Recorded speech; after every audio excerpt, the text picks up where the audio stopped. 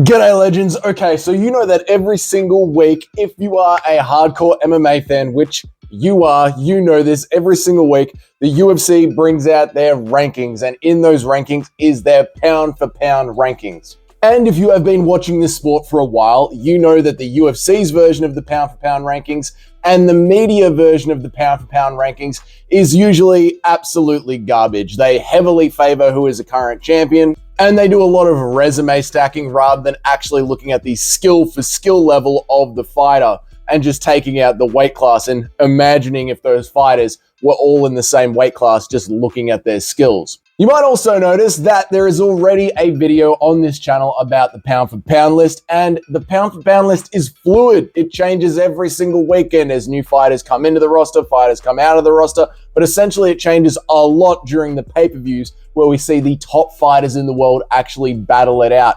And it is a skill level ranking, pound for pound across the board today in MMA, not a legacy list. It's something that Dana White just cannot comprehend. Like, Dana seems to think the pound for pound list is a legacy list. That's why he has John Jones as number one. Even though John Jones is one of the top three GOATs, he is one of the top three best fighters of all times, he's absolutely not even on the pound for pound list. Now, before I get into this, there is a little bit of housekeeping that I want to look after. It's going to be very quick, but I think it's super important to mention it, so I will mention it thusly. Look, this weekend, the MMA Guru dropped a video where he broke down how Sean O'Malley actually won his fight against Merab Dvalishvili, and he got a ton of backlash for it, and he proved a theory that I have had for a while, right? That a YouTube channel like this has two audiences, and Guru only seems to have just realized this. However, if you watch my videos a lot, you might notice that it is something that I have talked about before, okay?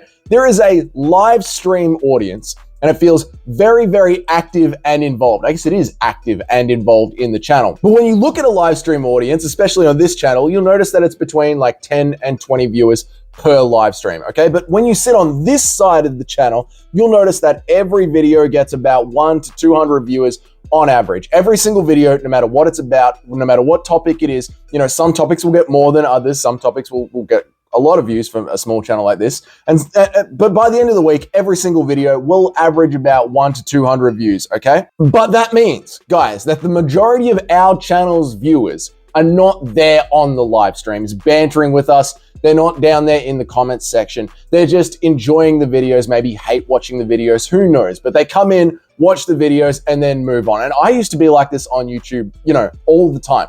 Before I was a content creator, if you went to my personal YouTube channel, there were no subscriptions, but I was still on YouTube every single day, watching videos, never subscribed, never commented, just enjoyed people's content. And that's totally fine if you consume your YouTube content that way. But why am I telling you this? Why am I having this seemingly Chael Sonnen moment of talking about something that's got nothing to do with this video? Well, to the people that are used to seeing this on the live stream, we have spent the entire week debating this pound for pound list and locking it down. But that's only about 20 of us, and that's assuming that everyone can make every single live stream. For the rest of the channel, there's about 180 people that are not on board with the pound for pound list as we have it. And as the MMA Guru just learnt, if you do not bring everything to the table in the videos, where you're bringing what you're talking about on the live stream to the daily videos, then you have this painful disconnect within the YouTube community that you are growing as a content creator. And you'll hear me say we a lot on this channel because I do think that this channel is an interactive experience. You're giving me your thoughts, I'm giving you my thoughts, we're debating it live in the streams, we're sharing thoughts and ideas down there in the comments section. So this video is about the pound for pound list and bringing it all together in one video so that we are all, the video watchers and the live stream audiences, all understanding what I'm talking about when I'm calling fights going in the future, when I'm picking who I think is going to win, when I'm just generally discussing ideas in the MMA world. Sorry about that preamble. I know we're probably like 4 minutes into the video, but I think it's important to bring the two audiences together. So if you are there part of the live streams, you know how this list is going to go. I'll see you in the next live stream. I'll see you in the next video. Have a bloody good weekend, mate. But if you're one of the 180 regular people that just watch this channel, here's the UFC's pound for pound list. I think it's not too great. It starts off with Charles Oliveira down the bottom, goes to Sean Strickland, Sean O'Malley, Alexandre Pantoja, Max Holloway, Alexander Volkanovski, Leon Edwards, Tom Aspinall, Merab Dvalishvili, Dricus du Plessis, Bilal Muhammad, Ilia Topuria, John Jones, Alex Pereira and Islam Makhachev. There are some big problems with the UFC's pound-for-pound list. Number one, John Jones shouldn't even be on the list, right? He's just too inactive. Get him off the list completely. Number two, Leon Edwards is absolutely not deserving to be on that pound-for-pound list either. Look, you are as good as your last fight, right? And Leon Edwards' last fight was, quite frankly, pathetic. Pathetic. Horrible striking. He showed horrible striking. Horrible takedown defense, horrible wrestling, horrible get-ups. He got absolutely manhandled. He doesn't deserve to be there anymore. Alex Poatan Pereira as number two on the list is an absolute joke. I get it. I get the meme. Oh, Dougie hates Alex Pereira. I don't hate Alex Pereira. But the man has no takedowns at all. His takedown defense is definitely not what you would call the second best in the UFC. Last time we saw his takedown defense really tested, he had Jan Blachowicz on his back for the entire first round. And since then, he's been so lucky no one's tried to take him down. But that doesn't mean we can just give him the number two ranking on the pound-for-pound list because we like the guy. And yes, I do like the guy. He's just not the second best fighter in the UFC. So let's get into it. Let's tidy up the pound-for-pound list. I'll show you the way it actually is after several hours of debating on the live stream. I guess this is it until the next pay-per-view. Coming in at number 15 is Magomed Ankalaev. Magomed Ankalaev is a brilliant stand-up striker. We know that he has got wrestling. He grew up in that combat Sambo environment. Again, this is a skill-for-skill list, and it's very strange to me how someone like, I don't know, Merab Dvalishvili cannot be on the pound-for-pound list at all, win a fight, and the next thing you know, he's smack bang in the middle of it. Magomed Ankalaev is the dark horse of light heavyweight that nobody wants to talk about. He absolutely deserves to be on the pound-for-pound list. Coming in at number 14, Shavkat Rakhmonov. Striking, wrestling, grappling, they're the same thing. What am I saying? Shavkat Rakhmonov has got it all, plus he's all finishes. This is what I'm talking about when it comes to the pound-for-pound. It's skill for skill. Which fighter has got it all and how well do they rank? Coming in at 13th place currently is Alexander Volkanovski. Now, did I say kick out Leon Edwards because you're as good as your last fight? Yes. Am I applying that to Alexander Volkanovski?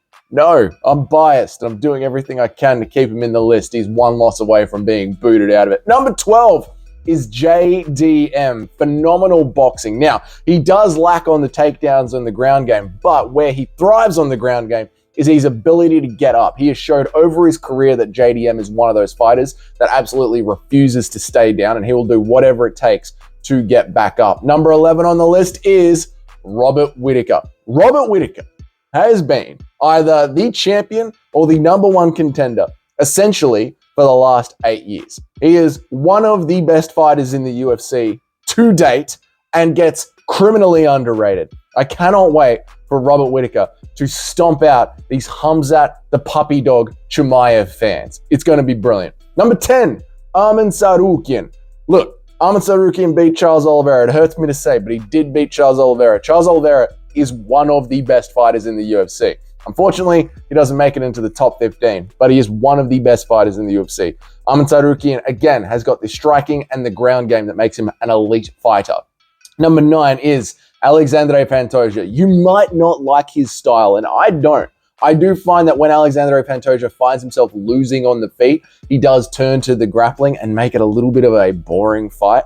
But he has the skills to be able to do that. And there's a lot of fighters in the UFC that just can't find themselves in the right, mindset, fighter IQ, abilities to be able to take the fight wherever they need to. If Alexandre needs to win it on the feet, he will. If he can't win it on the feet, he will win it on the ground. And he knows how to mix in the fighter IQ to actually make that happen. Number 8, this is where he belongs. Alex Pereira belongs at number 8. Look, Alex Pereira is a brilliant fighter. Quite frankly, I think number 8 is too high for him. I really do not rate his ground game above everyone else, 9 to 15, but essentially chat bullied me into this one. They want Alex Pereira to be number 2. I don't understand why everyone wants Alex Pereira to be so bloody high on the pound-for-pound list. Can't we just appreciate how brilliant of a kickboxer he is? Maybe one of the best kickboxers in the UFC. One of the best combat sports athletes of all time.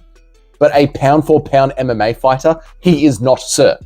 It's number 7 on the list, Max Holloway. Now, you could make the same argument for Max Holloway that you do for Alex Pereira. Where is the ground game? What is going on in the ground game? The difference is we have seen people try and take Max Holloway down consistently, and he knows how to scramble and get back onto the feet. He is one of those fighters that makes the fight happen in his zone, and Max does that through his own force of will, if you will, right? Every fight seems to turn into a Max Holloway slugfest because he makes it that way. He is the key difference in that. Number 6 is, unfortunately, Merab Dvalishvili. Look, Merab can stand there and strike with Sean O'Malley, making the stand-up exchanges look close, even though Sean did win that fight. But then he could also, like Alexandre Pantoja, turn the fight on a dime and take it to the ground. Merab has got brilliant takedown defense, brilliant takedowns himself. He's got great wrestling. He can stand and strike with Sean O'Malley, so that has to absolutely count for something. Number 5 is Bilal Muhammad.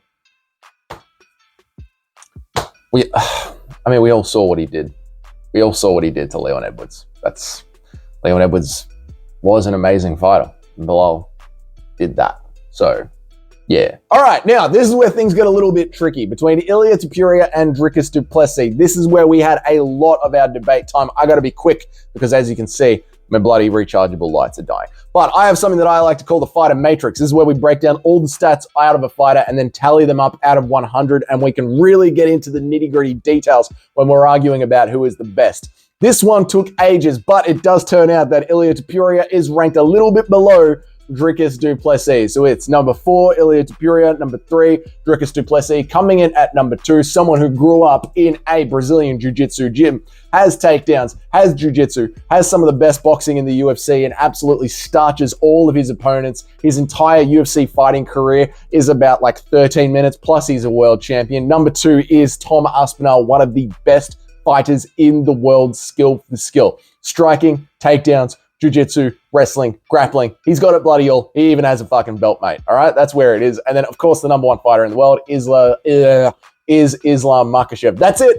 I'm out of here. This video has gone on for too bloody long. I know some people make 50-minute videos. I got to get to work, mate. But that is the current UFC pound for pound list. Let me know what you think about it down there in the comments. If you want to have your input on this list, then you know what to do. Hit the subscribe button and then hit the notification bell as well. That way you will know when I go live. When do I generally go live? In Australia, it's about 3:30, 4:30 in the afternoon. In America, in New York, it's like 1 o'clock in the morning. Then it's a different time on the other coast where LA and the other cities are, you know, in America. I'm having a brain fart. And then in Europe, it's first thing in the morning. That's generally the time that I go live. I try and go live 3 times a week, and you can argue with me. But if you want to put your comments down on the pound for pound list, just chuck it in the comments section and we can argue about it in live streams. I'll bring it up and argue on your behalf. That's it. You guys have a great day, and I will see you all in the next video.